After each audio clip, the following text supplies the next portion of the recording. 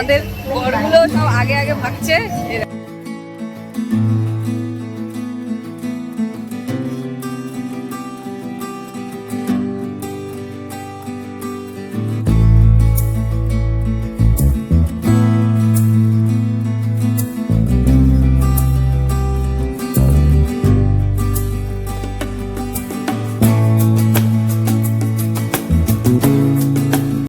Hello everyone, welcome to my channel and welcome to a new video. আজ দীপাবলি। অন্যান্য বারের তুলনায় এবারের দীপাবলিটা আমার কাছে একটু স্পেশাল, কারণ বিয়ের পর প্রথম দীপাবলি আমি শ্বশুরবাড়িতে সেলিব্রেট করছি। আর ইনি হলেন আমার দিদা, মানে আমার হাজব্যান্ডের দিদা। উনি ধূপগুড়িতে থাকেন। কালী পুজোটা আমাদের বাড়িতে কাটাবে বলে এসছেন, তারপর আবার বাড়ি চলে যাবেন। এখানে আমার দেওর আর আমার হাজব্যান্ড দুজন মিলে ঠাকুর ঘরে 7টা মোমবাতি জ্বালিয়ে দিচ্ছে 7 পুরুষের নামে। কিন্তু আমাদের বাড়িতে ছিল 14টা মোমবাতি জ্বালানোর নিয়ম, আর সেটা কালী পুজোর আগের দিন হতো। যাই হোক, এখানে অনেক নতুন নতুন নিয়ম শিখছি এবং জানতে পারছি। আমার শাশুড়ি মা এই বাড়ির বড় বৌমা, ওনার নেক্সট জেনারেশনে আমি বড়, তো আমাকে তো শিখতেই হবে। এখানে মোমবাতি আর প্রদীপ জ্বালানোর পর আমরা চলে যাব ছাদে মা তুলসীর কাছে, সেখানে প্রদীপ আর মোমবাতি জ্বালাবো। অ্যাকচুয়ালি আমাদের এই কাজটা করতে অনেকটা লেট হয়ে গেছে। কালী পুজোর দিন বুঝতেই পারছো অনেক কিছু নিয়ম থাকে, তো সেই নিয়মগুলো পালন করতে করতে আমরা একটু লেট করে ফেলেছি। এখানে প্রদীপ আর মোমবাতি জ্বালানোর পর আমরা নিচে চলে যাব। আর এখানে আমার রঙ্গোলি কমপ্লিট হয়নি। শাশুড়িমা বলেছিল তুমি তাড়াতাড়ি স্টার্ট করো, নাহলে কিন্তু কমপ্লিট করতে পারবে না। কিন্তু সেই একই অর্ধেক কমপ্লিট করে ওদের সাথে জয়েন করেছি, মানে মোমবাতি জ্বালিয়েছি, তারপর এসে বাকিটা কমপ্লিট করেছি। তোমরা জানিও রঙ্গোলিটা কেমন হয়েছে। ফার্স্ট টাইম রঙ্গোলি করেছি। তারপর চলে এলাম নিচে বাড়ির চারপাশে মোমবাতি জ্বালানোর জন্য।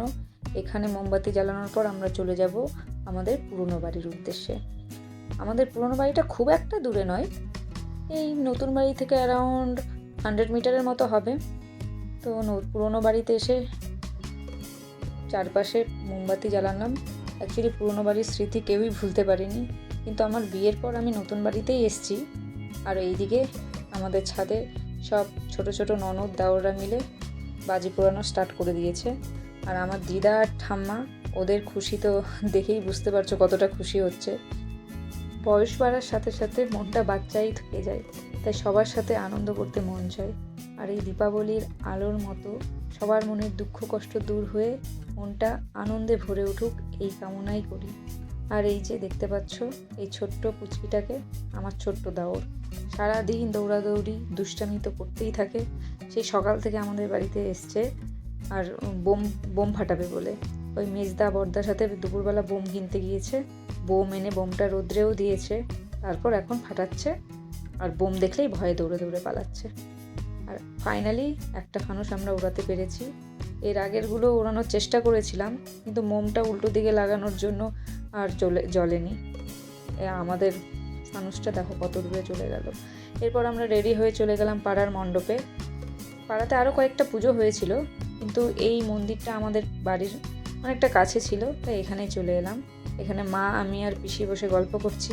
আর আমার অনেকগুলো ননদ আর দেওররা উপোস করেছিল।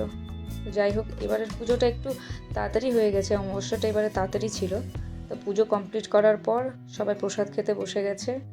আমিও অল্প একটু খেয়ে নিয়েছি, কারণ আবার রাতে বেরোতে হবে, বেশি খাওয়া যাবে না।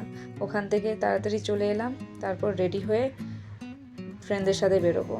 অলরেডি আমি লেট হয়ে গেছি, ওরা ফোন করছে বারবার করে। ওরা তো বেরিয়েও গিয়েছে, বেরিয়ে আমার জন্য অনেকটাই টাইম হয়ে গেছে, ওরা বেরিয়েছে, ওয়েট করছে। চলো তাড়াতাড়ি যাই। না,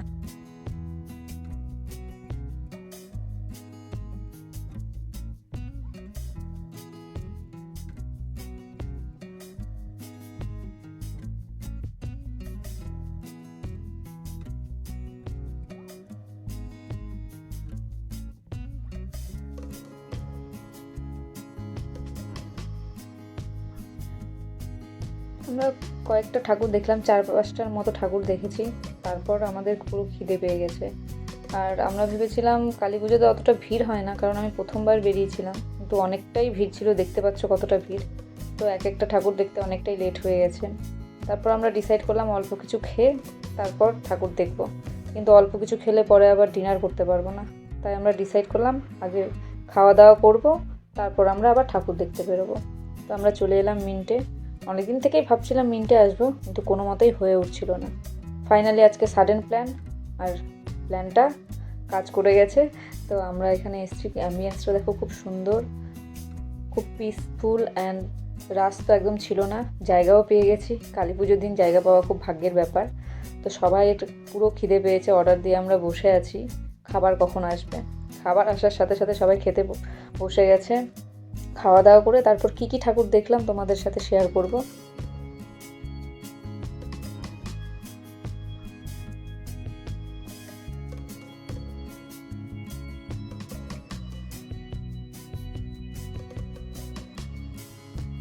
খাওয়া দাওয়া করে বেরিয়ে তোছি, কিন্তু 2-1টা ঠাকুর দেখার পর কারোরই আর ইচ্ছা করলো না, কারণ প্রচণ্ড টায়ার্ড।